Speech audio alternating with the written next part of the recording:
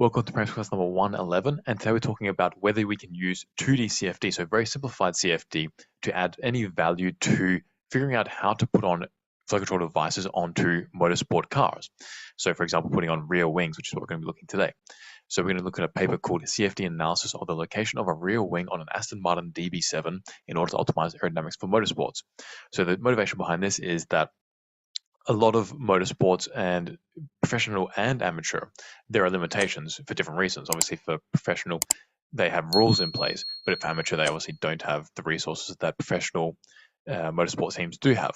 So can you use CFD in a very simplified manner for 2D in this particular case to add any value to your experimental or your aerodynamics analysis? So can we figure out where we should put these wings based on CFD? So this is an open access paper, and you can find it in the link in the description. So let's get on with it. The aerodynamic shape of race cars is designed to make it easier for the car to move through the air. Lap times are also significantly improved by the speed a car carries into and exits a corner.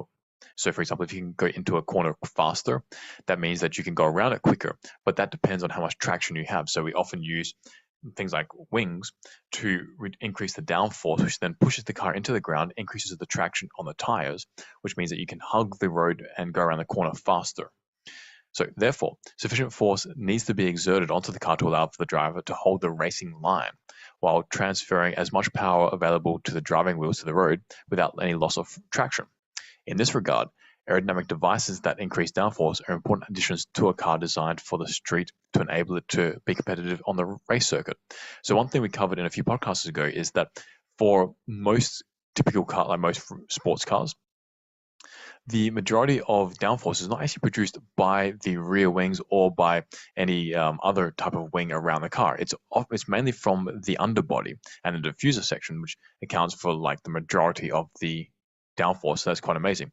However, wings do add additional downforce, so they are still very beneficial to have. It's just not the majority of the downforce being produced there.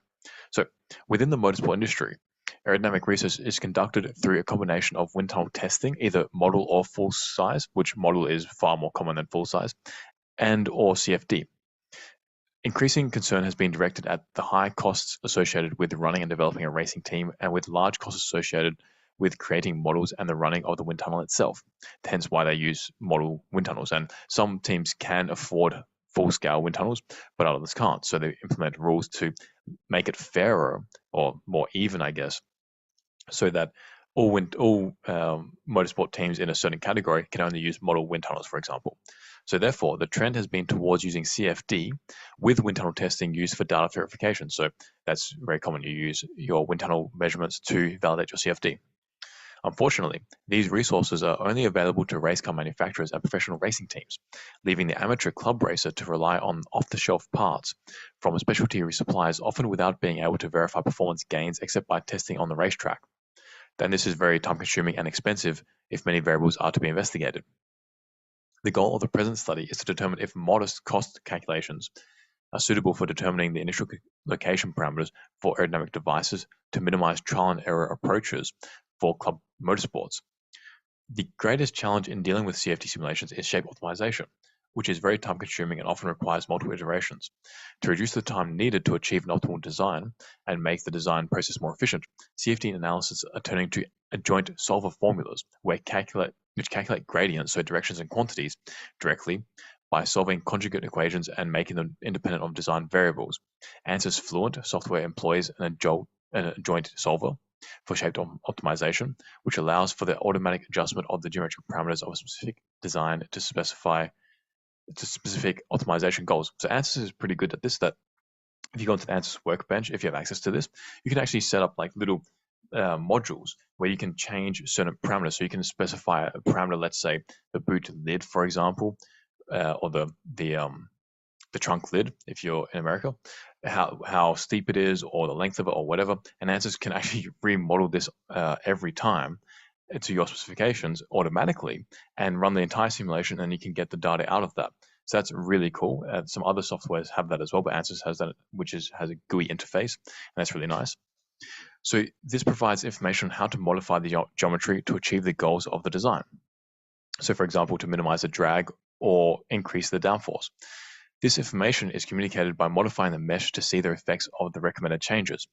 Some researchers have shown that simplifications of the CFD analysis may also be achieved by using a 2D analysis by providing some basic guidelines that could be redesigned on the product in order to make the CFD more acceptable, the 2D to be more realistic of the 3D analysis.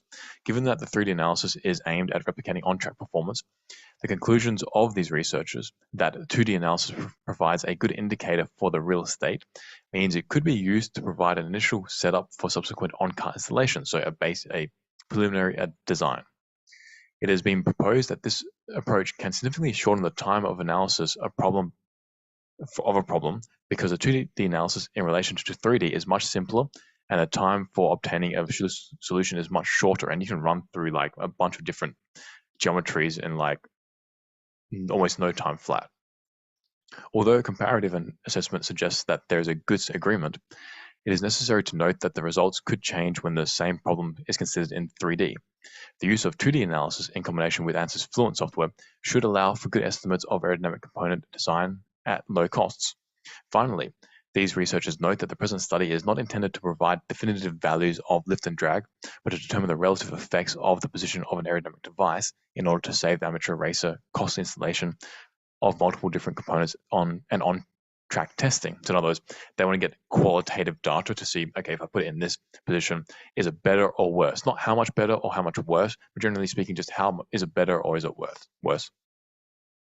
The extent to which the aerodynamic performance of a car can be improved is a combination of the limits established by the regulations on the sporting body and any specific limitation dictated by the particular car's size and shape. In the present study, the car in question is an Aston Martin DB7 Vantage. The purpose of the research is to provide the initial location of a rear wing for the implementation on a real car. So figure 7, they have a figure 1, so they have a DB7 here, and DB7s are fairly sleek.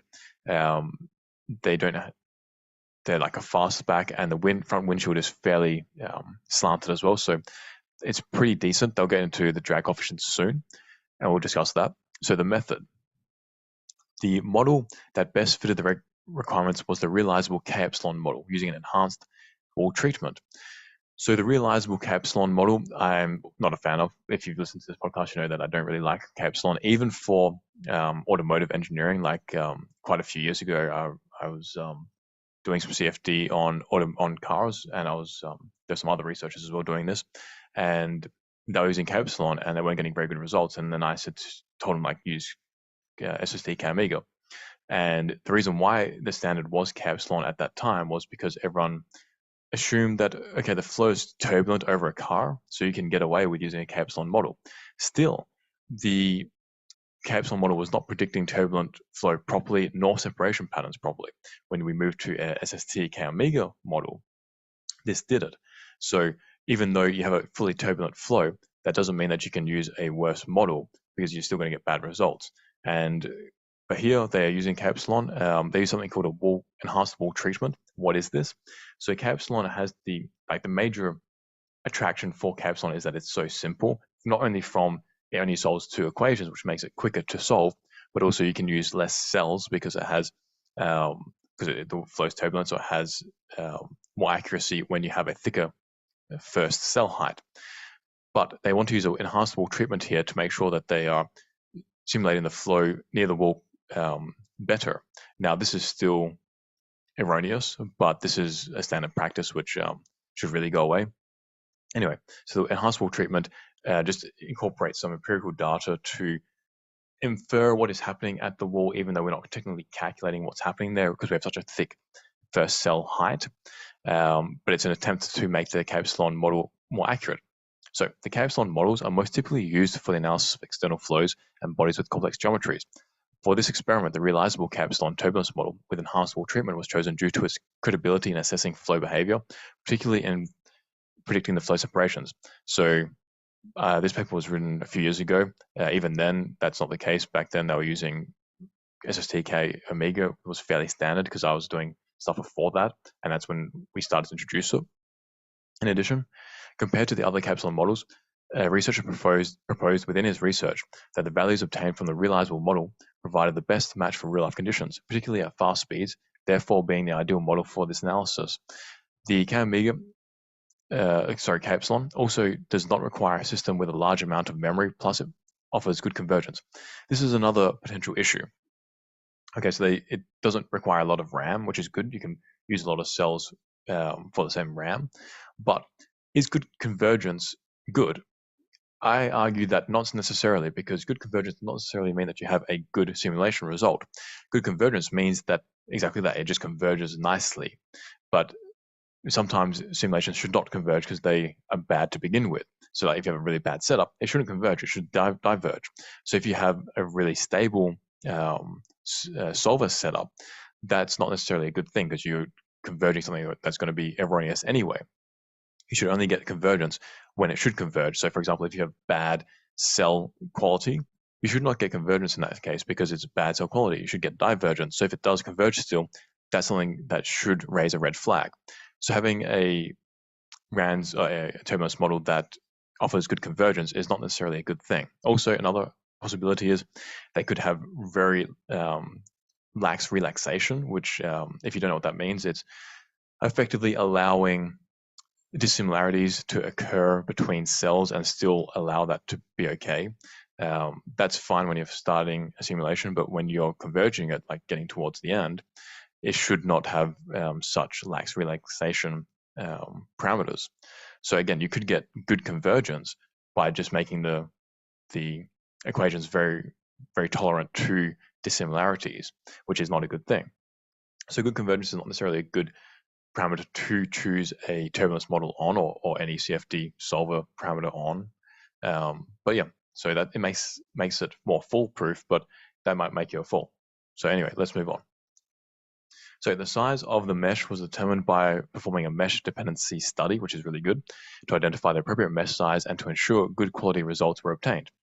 So a mesh study is where you just continually refine the mesh until you get a independent value for whatever you're looking at, so whether that's drag or lift or both of them and other things.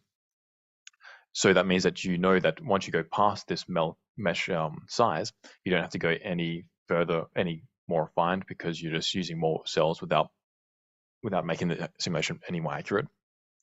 So they say here, the simulations for the study were run at 60 miles per hour, with the mesh sizes ranging from 180 millimeters to 40 millimeters at 10 millimeter intervals. The results above 180 millimeters became very inconsistent. In addition, so I'm guessing probably they diverged, and in addition, when the sizing passed below 40 millimeters, the computational times became too expensive and the mesh quality began to deteriorate. So is this a strange thing to happen? Like, we all expect that if you continually refine the mesh, that you're going to be getting a better result and you shouldn't be getting divergence. However, that's not necessarily the case, because if you have very large cells, you can't really refine a surface very well. So you might have like a surface that is at a slant, and each cell, because it's so big, really only doesn't really capture the wall properly. On the other hand, if you have very small cells, you might start to get very skewed cells, because you're trying to jam all these tiny little cells into this geometry, and to like match the wall, you just get a lot of skewness and a lot of poor cell quality. So that could be the case. Now, it really depends on the mesher that you have. They're using ANSYS here, and ANSYS has pretty good meshers. They have ISM, for example, which is not that user-friendly, but it does offer very good cell qualities if you set the settings properly. So that should not happen on a good mesher, but for this particular case, for some reason it did. So they say the chosen mesh was 100 millimeters, the spacing, and an average of the results from the lift and drag coefficients were taken. So they're saying that they found a mesh size that was actually between the most coarse and the finest, and that gave the best results in terms of probably stability and accuracy. In terms of the stability, actually now it recurs to me, perhaps because they went so low, they might have had a problem with the wall treatment functions, or the K-epsilon model, I'm not too sure. But it shouldn't be the case if you have a good mesher and good solver settings. So the test section was chosen based on a previous report, which stated that the length in front of the vehicle should be double that of the length of the car. the distance behind should be about 4 times the length. So what are they saying? If you have your domain and you have your car inside there, the car should be about 2 lengths of the car downstream from the inlet, and then it should be 4 lengths upstream from the outlet. So this means that the entire domain should be 7 lengths in total. Now, this is for this simulation, because they're only looking at 2D and they're looking at just a general understanding of what is going on. This is fine, but if you want to get a very accurate simulation, so particularly 3D, and for like actual industry grade research, this is probably a too small a domain. You should probably have the inlet significantly further upstream, probably 5 lengths upstream, and the outlet further downstream, probably 7 to 10 lengths downstream. The reason why is because at 4 lengths downstream, so it's quite tight, the wake from the car is still developing somewhat, and it's definitely not dying out very quickly, especially at 80 miles per hour. So you need to have a longer domain to allow this flow to continually develop. And this is important because it also has effects upstream. So if you cut out this development, you're not getting these effects feeding back upstream, which means that you're not getting a proper flow developing around the car, which you would get in real life. Now, as for the inlet conditions, there are upstream effects as well, and the car does have upstream effects which could influence the inlet. So by having the inlet further upstream, that is better because you're not affecting, like you're allowing the flow to fully develop still and hit the car the way it should be hitting the car. Now, the height of this domain, because it is a 2-dimensional simulation and they're looking at just a general understanding of this flow, it's fine. But again, if you want to do like real industry research grade kind of stuff, it should be higher than this. I'll probably put it about another 20-30% higher. The reason why is because this does have a spoiler. And I'm not sure how high the flow will be going or affected by this spoiler. So I'll just put it a bit higher just to be on the safe side. Here, I would think that perhaps the flow coming off of the spoiler might be squished somehow, but it's a little bit unclear at this point in time without the results. That's just something to watch. So the effects of the alteration to the vehicle's rake angle and the lateral and horizontal location of the rear wings were analyzed. So what is the vehicle's rake angle? So if we have the road and then we have the vehicle, it's the angle between the underbody of the car and the road from the front wheels and the rear wheels. So if the front wheels are pointing down more than the rear wheels, that's a certain rake angle. If we have the opposite, then that's another rake angle. And then if you have 0-degree rake angle, that means that it's just flat. And they're looking at different rake angles here. So the test was simulated with positive rake only. So the angles were altered between 0 degrees to 2.75 degrees in 0.25 degree increments. So that means that they're only considering when the nose is pointing downwards more than the car's pointing downwards. And the values of the lift and drag coefficients were calculated for 60, 70, and 80 miles per hour.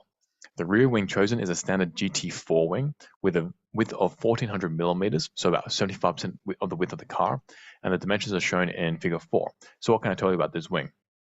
First of all, it's very cambered. Secondly, it's very thick. And thirdly, the tail really tapers off very quickly. So what I expect from this wing is to produce quite a lot of downforce, because it's upside down, obviously, and also for there to be a fairly gentle stall pattern. It's not going to be nearly as sharp as like a thin wing, because it is quite thick. Like it looks about 25% thickness. I think it's called ratio.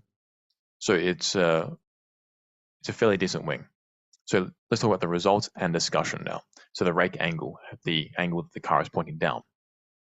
A popular way to alter the handling characteristics of a car with respect to understeer and oversteer is to change the ride height of the front and rear in relation to each other, i.e. the rake angle. Having a higher positive rake angle, so the rear wheels are higher than, the rear axle is higher than the front axle, reduces, or I shouldn't say that actually, it's the rear underbody to the front underbody, on the axles. But anyway, so changing that so that the nose is pointing higher, down, is in relation to each other, reduces the lateral weight transfer of the front compared to the rear lateral weight transfer, which can be used to reduce understeer. So what they're saying is, by pointing the nose down more, the weight at the front of the car can't really move from left to right nearly as much as the weight at the back of the car. So what this means is, as going around a corner, the back of the car's weight will be like swinging out more, which will then compensate for any understeer. The type of rake used in racing is generally zero or positive rake, i.e. where the rear of the car is higher than the front. A rake angle potentially generates a Venturi-like effect under the floor where the majority of the ground effects are generated. So why is that? It's because the front of the car has a smaller cross-sectional area than the rear of the car. So that obviously changes how fast the flow is going, which changes the pressure and effectively acts as a massive diffuser kind of thing. So the angles were altered between 0 degrees and 2.75 degrees in 0.25 degree increments, and the values of the lift and drag coefficients were calculated for 60, 70, and 80 miles per hour, as I mentioned earlier. Figure 5 shows the results for 70 miles per hour. The estimated drag coefficient for the DB7 without any additional appendages was found to be 0.43 at the stock rake of 0.44 degrees. Now, that's what they have quoted for the three-dimensional car. In this CFD simulation, which is two-dimensional, they found that their CD value was 0.31 instead of 0.43. So it's like 25% less. But it's a 2D simulation with no wheels, no sides, no nothing. So that shows the limitations of a 2D simulation, which we all know. However, it provides a comparative value when considering aerodynamic alterations. So now you can look at what this value was from the 2D simulation, which was 0.31, and see how changing the airfoil height and distance will change this value. From the results in Table 2 and Figure 5, there is a gradual and almost linear increase in the drag coefficient as the rake angle increases, consistent with an increase in the frontal area, which increased the rake. So in other words, as you point the car down, the drag continually increases. And it's almost linear. And it goes from, in their case, 0.43 to almost 0.5 and an angle of 2.75 degrees. This trend follows other studies. However, others have reported that a nose dive made little difference to the drag of the car, suggesting that the effect is very dependent on the body shape. The downforce also shows a general trend with increasing rake angle of increasing lift. So in other words, as you pitch the nose down more, the lift of the car increases. This is in contrast to the study of Katz and Garcia that showed that a gradual increase in downforce as the rake was increased. They found that for an Indy car, which was open-wheeled, so it was a three-dimensional car, as you increase the rake angle, so you put the nose down more, the downforce increased. So does this make sense? So to some extent, so if you think about a car, it's effectively just a wing because you look at the cabin where the people sit, that's curved on top and it's flat underneath. So the entire car is pretty much just a cambered wing. So that means that naturally it will produce a lot of positive lift unless you have like the boot, for example, or the trunk has like a spoiler popping up to reduce the lift. But naturally speaking, it likes to produce a lot of lift. So if you pitch the nose down, it's effectively reducing the angle of attack of this wing, so it should have a lower lift production, so more downforce. That's just the general theory of it. If you get the opposite, then something else is going on where potentially some flow separation is occurring or something else is coming to play, which will then affect the general flow. So we've found that for their 2D simulations, just to recap on this, increasing the amount that the nose is pitching down, the rake angle, increases both the lift and drag coefficients significantly. So figure 6 shows the comparison of the streamlines around the DB7 with a rake angle of 0 degrees and 2.75 degrees. So the flow structures that form for the minimum and maximum rake angles are shown here. And it shows that the significant increase in turbulent air behind the car as the angle of attack increases. So in other words, as you pitch the nose down more, there is a lot of turbulence behind the car. So the boot or the trunk is producing a significantly more drag that way. In addition, as the angle increases, the nose is closer to the ground, resulting in a stagnation point, creating positive lift, as they found in Figure 5.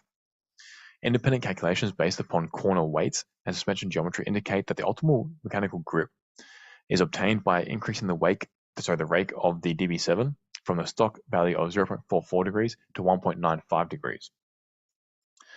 This result suggests that the optimization of rake for the mechanical grip will result in about 20% increase in drag coefficient, although in real terms, this is counteracted by the increased exit speed from the corners facilitated by increased traction. What is more of an issue is that the dramatic 106% decrease in downforce at 70 miles per hour is close to the point that would create overall lift.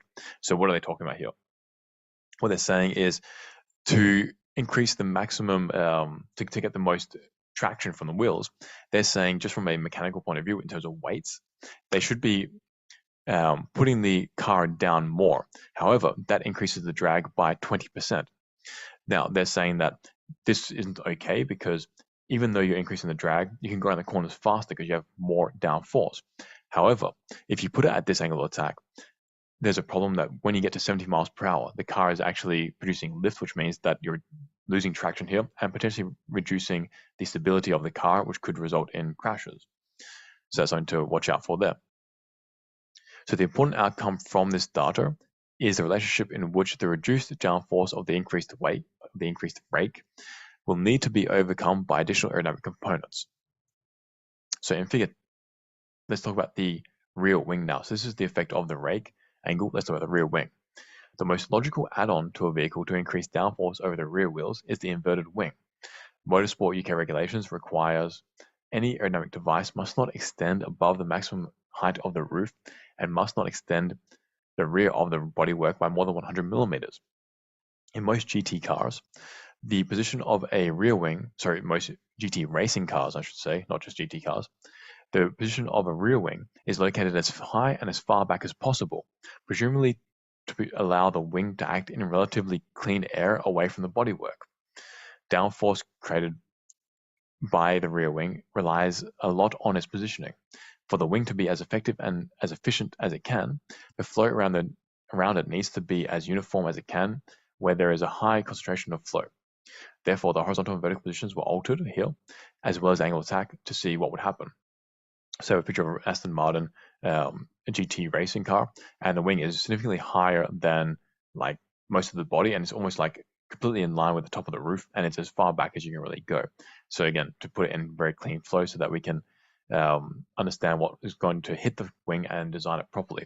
Now, they said here that you want to have the wing as in clean a flow as possible to make it perform as well as possible. That's true in terms of our understanding of airfoils. However, it does stand to reason that you can make an airfoil that will work well in a wake as long as you know what the wake is looking like. That's very difficult though, because obviously a car has to go around the track and it changes speeds, has different wakes in front of it from other cars, has crosswinds, and has different velocities. So this all changes the wake that's hitting this wing. It's just much easier to put the wing higher and get a clean flow, which is easier to design for. So when positioning the wing into the correct place, the wing was set at 10 degrees, as this was the angle at which the supplier drilled the end plates. So this is an off-the-shelf wing. However, the angle of attack was then varied between 0 and 20 degrees by 2.5 degree increments. As with previous experiments, simulations were run at 60, 70, and 80 miles per hour. So I have in figure 9 just a schematic of the airfoil, and it's, as you would expect, it's upside down and at an angle of 10 degrees to begin with. And they change just the height and the angle of it. So figure 10 and 11 show the results of the lift and drag coefficients with changes in height and horizontal distance at 70 miles per hour. As seen in figure 10, the drag decreases the farther back the wing is located, but the lift has a distinct minimum when the wing is located at 1,850 millimeters back from the center point of the car. Unusually, this is actually to the front of the boot and rear deck. The drag coefficient is relatively insensitive to the vertical location of the wing, once it is greater than 675 millimeters above the center line. However, the negative lift is maximum when the wing is at its highest point allowed by the regulations. That makes sense, just kind of in the clean flow there. Now, in figure 12, we have the flow structures that form as a result of the minimum and maximum vertical distances studied, so 650 millimeters and 750 millimeters, as shown in figure 12, which illustrates the loss of lift when the wing is too low. So what happens is when the wing is very close to the body, there's almost no lift being produced, and also there's a really big wake behind the body. Let's discuss what's happening here. A few things. First of all, now this actually ties into something I was doing with CFD on our YouTube channel. We have like a lot of stupid little CFD simulations, but sometimes we do important ones, like ones that actually add scientific value. And this is one of those ones that we looked at. So in this particular case, you have this wing which is very close to the backlight of the car, so the rear window. Now, the problem is that this is increasing the back pressure that occurs in the flow. So let's say we have any object really, let's say a flat floor, and then you have a wing close to it. The flow has to go underneath it, between the gap between the ground and the wing. The closer this wing is to the ground, the smaller this cross-sectional area is, which increases the back pressure, pushing the flow away out of the gap, which means the flow has to go around somewhere else, so whether that's three-dimensionally to the sides or over the wing or whatever. So it can't really get through this gap. If we were to increase the height of the wing from the ground, now we have a greater cross-sectional area, which the flow can now happily go through, and there isn't nearly as much of a back pressure pushing the flow away.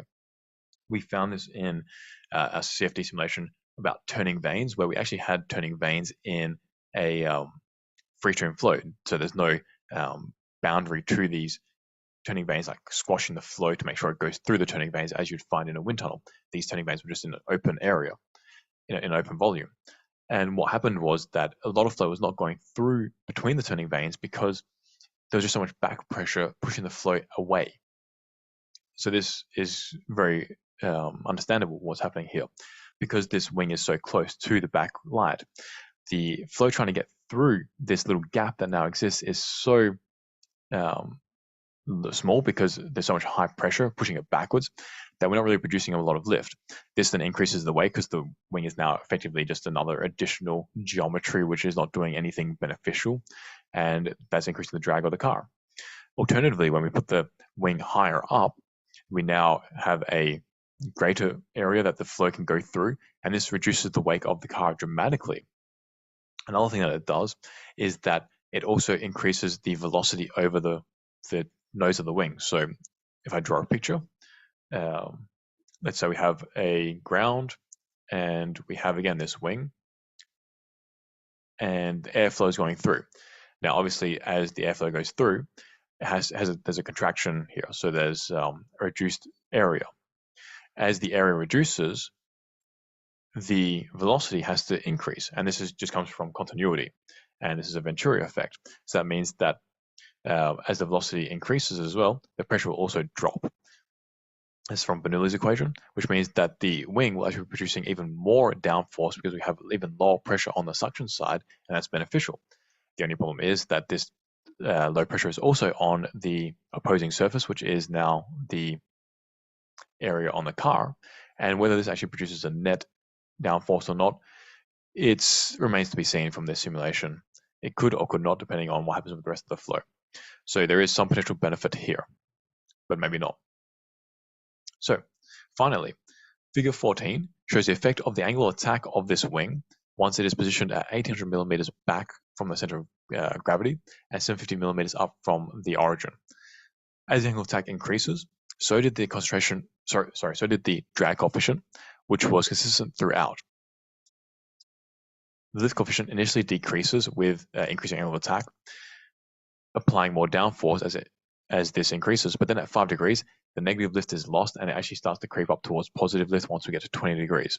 Why this occurs, I'm not too sure. It might be due to this gap between the wing and the backlight. Maybe this gap is increasing or reducing, I'm not too sure, but that's just what they found here. So in conclusion, we were looking at whether the 2D simulations will add any value to aerodynamic analysis for a car, for racing at least. They say the simulations were undertaken herein suggested that the desired configuration for the rear wing would have been positioned 1800 millimeters back and 750 millimeters up from the origin with an angle attack of 5 degrees. The position of this wing is remarkably similar to where the Aston Martin set the wing for the Le Mans car in 1995, above where the rear windscreen met the boot hinge. In fact, it is worth noting that the similarities of their calculations, where this wing should be, are remarkably similar to those that were chosen based upon wind tunnel studies using a scale model.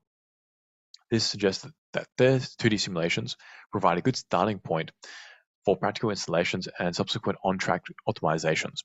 Thus, as a first approximation, it appears that the 2D simulations of these types can provide low costs, fast simulation times, and a route for club motorsports, unlike complex 3D simulations and wind tunnel experiments. So in other words, there is room for 2D simulations to be undertaken in motorsports, even though they are very erroneous. They do give a general idea as to where you should put the wing. They say, however, they note that there are several limitations that hamper the results. First, as stated, this is a 2D model, which is a clear simplification when compared to the full 3D model, and thus the lift coefficient and drag coefficient will not be the exact values compared to the full-size automobile. Second, as this is a 2D simulation, the results only apply to about 80% of the car, as the software does not account for the flow down the sides, or it changes to, like they said, that the wing was over 75% of the width of the car.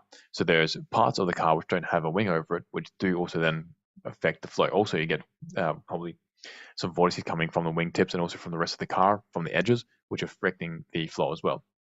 So a third limitation is the calculations also make assumptions that the car has a flat bottom, which it does not, and thus the undercar flow will be significantly more turbulent. Potentially, depending on how you model the underbody. Like if you model the underbody, so you actually get a Venturi effect. That is actually different. You may not get a turbulent flow, but again, you're still not modeling a underbody properly, which is another limitation here. The fourth assumption is that there could be some variation in the results that would depend on the chosen turbulent model. Definitely, I agree wholeheartedly with that. Nevertheless, as stated, the goal was to obtain relative values to guide the installation of a wing on the real car, and the results they came up with were quite similar to, or very similar to, the real-life results in 1995. So I guess you could say in this particular situation, yeah, 2D simulations are very beneficial as a starting point. So that's the end of this podcast. Make sure to like, subscribe, and if you want to get better at CFD and theory yourself, check out our courses in the link description. And if you want to get a textbook, which it actually goes into automotive aerodynamics very nicely, I would suggest Automotive Aerodynamics by Joseph Katz. We mentioned his name actually in this paper because they were talking about some research he had done. He's also got a book on it, Automotive Aerodynamics, which you can find in the link description. And that's one of my favorite books on automotive aerodynamics. It describes things very nicely. And if you want to make your experiments 2 to 4% more accurate, check out Atmosphere Hawk. It makes your experiments more accurate because it actually measures the density of air, which changes every day by 2 to 4%, and more between days, weeks, seasons, months, and up to 15% even. Realistically, on our website, you can go to Density of Air tab, and you'll find real-life data showing how this has changed throughout a day and weeks and seasons, and how this affects results such as lift and drag being produced, stall patterns, vortex patterns, and wake breakdowns, straw number, how it affects the straw numbers, and all other stuff. So the Atmosphere Hawk is an instrument we make. You can find that in the link description, and I'll see you in the next podcast. Peace out, amigos.